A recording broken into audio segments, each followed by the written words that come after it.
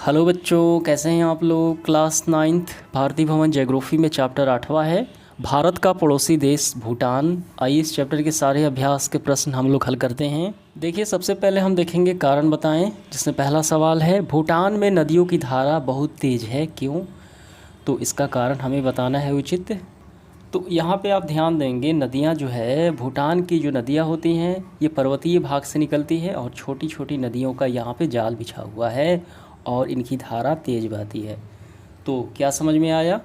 तो इसका आंसर हमारा इस तरीके से होगा, भूटान में पर्वतीय भाग में छोटी छोटी नदियों का जाल है तथा पर्वतीय ढलान होने के कारण धारा बहुत तेज़ है। तो ये आपका कारण हो जाता है। दूसरा सवाल देखिए, औद्योगिक दृष्टि से भूटान पिछड़ा हुआ है। औद्योगिक मतलब कल कारखाने, ठीक है। तो इसका कारण देखिए काफ़ी सिंपल है, हम यहाँ से करेंगे। यातायात की कठिनाई के कारण यह देश व्यापार और उद्योग में उन्नत नहीं है, यानी पिछड़ा हुआ है।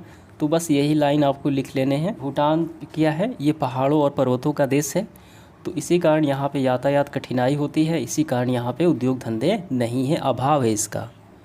इसके बाद देखिए अति लघु उत्तरीय प्रश्न पहला, भूटान की कोई एक फसल का नाम हमें बस लिखना है।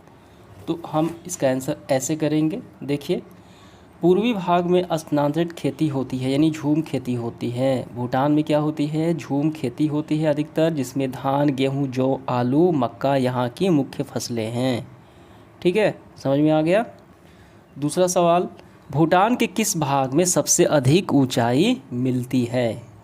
तो यहाँ पे समझिए, प्राकृतिक संरचना जो है भूटान की, ये ऊंचाई पर बसा हुआ है, क्योंकि ये पहाड़ों पे बसा हुआ है। ठीक है, इस देश की औसत ऊंचाई बहुत अधिक है। कहाँ मिलती है, तो ये पर्वतीय श्रेणियाँ उत्तर दक्षिण दिशा में, यानी उत्तर दक्षिण क्षेत्र में ज़्यादा ऊंचाई देखने को मिलती है। समझ में आ गया।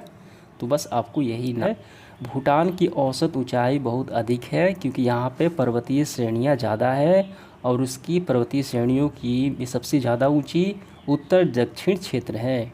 ठीक है, तो यहाँ पे देखिए भूटान कहाँ है, इस क्षेत्र में है। इसको बड़े भाग में यहाँ पे दिखाया गया है। देखिए, भारत लघु उत्तरीय प्रश्न पहला, भूटान की स्थलाकृति का वर्णन हमें करना है। बनावट कैसी है धरातल की, हाईलाइट किए गए, वहीं आपको लिखना है। नेपाल की तरह भूटान भी एक पहाड़ी देश है जो भारत की उत्तरी सीमा से सटा है। ठीक है, यहाँ पे आप देख सकते हैं। और उसके बाद देखिए यहाँ तक हो गया। फिर इसके बाद ये लाइन आपको लिखने हैं, इस देश की औसत ऊंचाई बहुत अधिक है, उच्च पर्वतीय श्रेणियों से भरे हैं, इस देश में घाटियों का अभाव है, यानी काफ़ी ऊंचाई पर ये देश बसा हुआ है। यहाँ तक हो गया। फिर ये लाइन, भूटान का क्षेत्रफल 38,400 वर्ग किलोमीटर, पश्चिम बंगाल से भी आधे से कम है। फिर यहाँ से भूटान की सीमा मात्र 1075 किलोमीटर है। तो समझ में आ गया।